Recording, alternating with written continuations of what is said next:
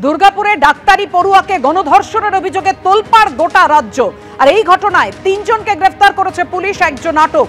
ধৃত ৩ জনের 10 দিনের পুলিশ হেফাজত। প্রায় ৩৬ ঘন্টা পর ঘটনাস্থল ঘিরল পুলিশ। অভিযুক্ত ৩ জনই এলাকার বাসিন্দা, দাবি পুলিশের। এবং এই ৩ জনের পরিচয় কি জানা যাচ্ছে এবং তাদের কেন পুলিশ জিজ্ঞাসাবাদ করতে চায়, অলরেডি কি তথ্য পুলিশের হাতে এসেছে, বিস্তারিত আপনাদেরকে জানাবেন আমাদের প্রতিনিধি মনোজ বন্দ্যোপাধ্যায় আমাদের সঙ্গে রয়েছেন। জানাও মনোজ। হ্যাঁ দেখো, তোমাকে যেমনটা বলছিলাম যে ৩ জন যাদেরকে গ্রেফতার করা হয়েছে ইতিমধ্যেই, এই ৩ জনকে আজকে দুর্গাপুর মহকুমা আদালতে তোলা হয়েছে। এবং পুলিশ সূত্রে যেটা বলা হচ্ছিল যে প্রথম যে ৩ জন, ওই যে দ্বিতীয় বর্ষের ছাত্রী এবং তার সাথে থাকা তার সহপাঠী 2 জনকে যারা রাস্তার ধারে ওই নির্জন জায়গায় আটকায়, সেই 3 জন, এই যে 3 জনের কথা বলা হচ্ছে, এই 3 জন ছিল এবং তার সাথে আরো 2 জন পরে আসে। মোট 5 জনের মধ্যে 3 জনকে গ্রেফতার করেছে ইতিমধ্যেই। এবং অপর একজন নাসিরউদ্দিন শেখ, তাকে কিন্তু আটক করে জিজ্ঞাসাবাদ করা হচ্ছে। তার বিরুদ্ধেও কিন্তু একই অভিযোগ রয়েছে। পরবর্তী ক্ষেত্রে তাকেও হয়তো গ্রেফতার দেখানো হবে। এখন বিষয়টা হলো, এই যে 3 জনকে পুলিশ জেরা করে যে তথ্য পেয়েছে যে এদের কাছ থেকে কিন্তু ফোন উদ্ধার হয়েছে, অর্থাৎ ওই যে ছাত্রী তার ফোন উদ্ধার হয়েছে, এমনটাই পুলিশ সূত্রে দাবি করা হয়েছে। পাশাপাশি এরা নিজেদের দোষ স্বীকার করেছে যে এরা যে টাকা পয়সা দাবি করেছিল এরাই আটকে ছিল, এমনটাই পুলিশের জেরাতে উঠে এসছে। আরো বেশ কিছু তথ্য পুলিশ জানতে চায়, তার জন্য এদেরকে 10 দিনের হেফাজতে নেওয়ার আবেদন জানিয়েছিল দুর্গাপুর মহকুমা আদালতে। আজকে দুর্গাপুর মহকুমা আদালতে এদের হয়ে কিন্তু কোনো এই যারা দুষ্কৃতী তাদের হয়ে কিন্তু কেউ কোনো আইনজীবী এদের হয়ে মুখ করেননি। পিটি এদেরকে 10 দিনের হেফাজতে নেওয়ার আবেদন জানান। বিচারক তাদেরকে 10 দিনের হেফাজতি মঞ্জুর করেন। পাশাপাশি বিজেপি দলের পক্ষ থেকে আলাদা একজন এই যে নির্যাতিতা, তার হয়ে একজন তারা লয়ার দিয়েছিলেন, তিনি 164 দাবি করেছেন এবং টিআই প্যারেডের দাবি করেছেন। সেক্ষেত্রে বিচারক যিনি ছিলেন তিনি বলেছেন যে এই পিটিশন আকারে এগুলো দিতে, পরবর্তী ক্ষেত্রে তিনি সেই বিষয়ে রায় দেবেন। এই 3 জনের 10 দিনের পুলিশ হেফাজত হয়েছে। কিছুক্ষণ পরে এদেরকে আবার দুর্গাপুর থানায় নিয়ে যাওয়া হবে এবং সেখানে পুলিশ আরো এদেরকে ফার্দার ইন্টারোগেশন করবে। এবং যে একজন অলরেডি ডিটেইন করা আছে পুলিশ সূত্রে বলা হয়েছে, তাকেও গ্রেফতার দেখানো হবে। তার পরিচয় কিছু জানা যাচ্ছে মনোজ? সেই কি নির্যাতিতার সহপাঠী? না, তার নির্যাতিতার সহপাঠীকে কিন্তু পুলিশ গ্রেফতার এখনো করেনি। পুলিশ সূত্রে পরিষ্কার বলা হয়েছে যে 5 জনের অভিযোগ পাওয়া গেছে 5 জনের বিরুদ্ধে, সেই 5 জনকেই আপাতত ধরার পুলিশের প্রাথমিক চেষ্টা রয়েছে। এবং তার মধ্যে 3 জন অলরেডি গ্রেফতার হয়ে গেছে, একজন ডিটেন হয়ে গেছে। 5ম যে ব্যক্তি সে এখন অ্যাবস্কন্ডিং আছে। তারপরেও সকালবেলায় আমরা দেখলাম ড্রোন উড়িয়ে জঙ্গলে এবং গ্রামে পুরো তল্লাশি চালায় পুলিশ, দুর্গাপুর থানার পুলিশ, নিউ টাউনশিপ থানার পুলিশ এবং আসানসোল দুর্গাপুর পুলিশ কমিশনার আধিকারিকের তারাও ছিল। কিন্তু এই তার যে সহপাঠী, সেই সহপাঠীকে কিন্তু জেরা করা হচ্ছে, জিজ্ঞাসাবাদ করা হচ্ছে, তাকে কিন্তু এখনো পর্যন্ত গ্রেফতার করা হয়নি। অবশ্যই আরো আপডেট তোমার কাছ থেকে নিতে থাকবো। আপনাদের জানিয়ে রাখি, ধৃত 3 জনের 10 দিনের পুলিশ হেফাজত হয়েছে। প্রায় 36 ঘন্টা সময় লাগে পুলিশের ওই ঘটনাস্থল ঘিরতে। অভিযুক্ত 3 জনই এলাকার বাসিন্দা, পুলিশের এমন দাবি। কথা বলবো আমাদের সঙ্গে আমাদের অপর প্রতিনিধি হিন্দল দে রয়েছেন। হিন্দল, নির্যাতিতার বাবাকে পুলিশ ডেকে পাঠিয়েছে, নির্যাতিতার বাবার যে বক্তব্য সেটা জানার জন্য। একেবারেই দেখো, ইতিমধ্যেই যেহেতু অভিযোগ হয়ে গেছে, সেই অভিযোগের পরিপ্রেক্ষিতে 3 জন গ্রেফতার হয়েছে, যাদের 10 দিনের পুলিশি হেফাজতের নির্দেশ দিয়েছে আদালত। সেই বিষয়টা যেমন রয়েছে, তার পাশাপাশি আরও একজন ব্যক্তিকে পুলিশ আটক করে জিজ্ঞাসাবাদের প্রক্রিয়া চালাচ্ছেন। তার পাশাপাশি নির্যাতিতার বাবা বারংবার যেটা বলছেন যে তার সহপাঠী, সেই সহপাঠীর ভূমিকাকেও কিন্তু উড়িয়ে দেওয়া যায় না। এবং তারই পরিপ্রেক্ষিতে আসানসোল দুর্গাপুর পুলিশ কমিশনারেটের পুলিশ কিন্তু তদন্ত প্রক্রিয়া করে চালিয়ে দেখছে যে তার সহপাঠীর ভূমিকা কী ছিল।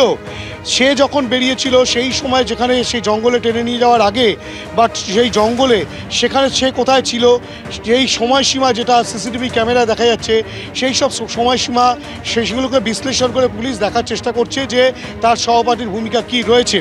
এবং তার পাশাপাশি তোমাকে বলে রাখি, তোমাকে দেখাবো, ক্যামেরা পার্সন উজ্জ্বলকে দেখাতে বলবো, আমরা রয়েছি আসানসোল দুর্গাপুর পুলিশ কমিশনারেটের ইস্ট ডেপুটি কমিশনার অফিসারের সামনে। এখানেই কিন্তু ইস্ট ডেপুটি কমিশনার তিনি কিন্তু তার নির্যাতিতার বাবাকে ডেকেছেন। আমরা যেটা দেখলাম, নির্যাতিতার বাবা তিনি যেমন গোটা বিষয়টি ডেপুটি কমিশনারকে জানাবেন, তার পাশাপাশি আমরা দেখতে পেলাম যে ওড়িশা থেকে বালেশ্বরের যিনি এডিএম রয়েছেন, সেই এডিএম এবং বালেশ্বরের অ্যাডিশনাল এসপি, তারা দুজনও কিন্তু ইতিমধ্যেই ডিসির সঙ্গে কথাবার্তা বলতে ভেতরে প্রবেশ করেছেন। এই গোটা ঘটনায় কার কার কী কী ইনভলভমেন্ট রয়েছে সেই বিষয়গুলো পুলিশ যেমন তদন্ত করে দেখছে, তার সহপাঠীর ইনভলভমেন্ট কী রয়েছে সেই বিষয়টাও খতিয়ে দেখা হচ্ছে। এমনকি নির্যাতিতার বাবার সঙ্গে কথাবার্তা বলে আরও স্পষ্ট যে চিত্র, সেই চিত্র জানার চেষ্টা চালাচ্ছেন তদন্তকারীরা। ডেপুটি কমিশনার নিজেই গোটা বিষয়টি দেখছেন। অ্যাসিস্ট্যান্ট পুলিশ কমিশনার যিনি রয়েছেন দুর্গাপুরের, তিনিই কিন্তু গোটা ঘটনায় যেটা দেখা যায় সকাল থেকে সেই জঙ্গলে ড্রোন উড়িয়ে এবং পুলিশ বিভিন্ন জায়গায় তল্লাশি চালিয়ে তারা কিন্তু তল্লাশি চালাচ্ছেন। বাকি যারা আছে তাদের খোঁজে তল্লাশি চলছে।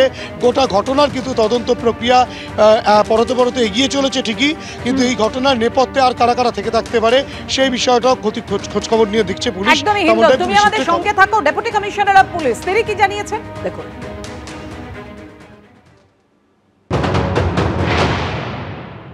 बिजला ग्राम থেকে অ্যারেস্ট করা হয়েছে তিনজনকে, আর তদন্ত চলছে, সব রকম তদন্ত চলছে। যে সহপাঠী ছিল তাকে কি ডিটেইন করেছেন এখন? ওর সাথে যে বন্ধু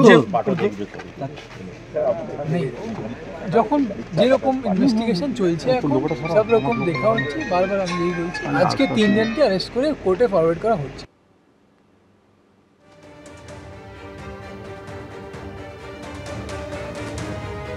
দুর্গাপুরে মেডিকেল পড়ুয়ার গণধর্ষণের অভিযোগ কাণ্ডে তোলপাড় গোটা রাজ্য। ইতিমধ্যেই যে খবর আপনাদের সামনে রেখেছি, ধৃত 3 জনের 10 দিনের পুলিশ হেফাজত হয়েছে। নির্যাতিতার বাবাকে ডিসি অফিসে ডেকে পাঠানো হয়েছে।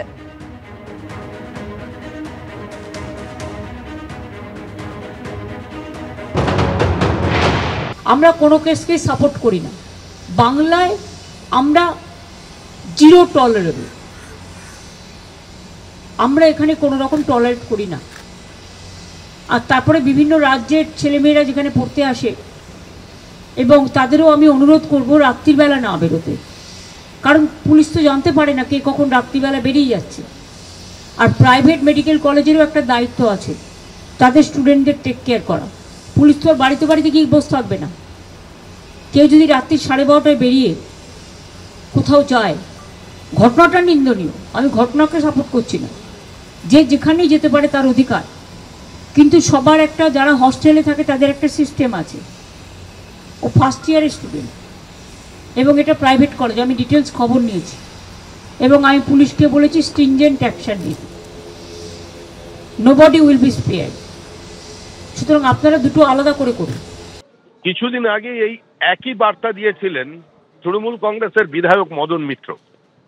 সেই বিতর্ক নিয়ে অনেক দিন আপনারাও আপনাদের সংবাদ মাধ্যমে পরিবেশন করেছেন।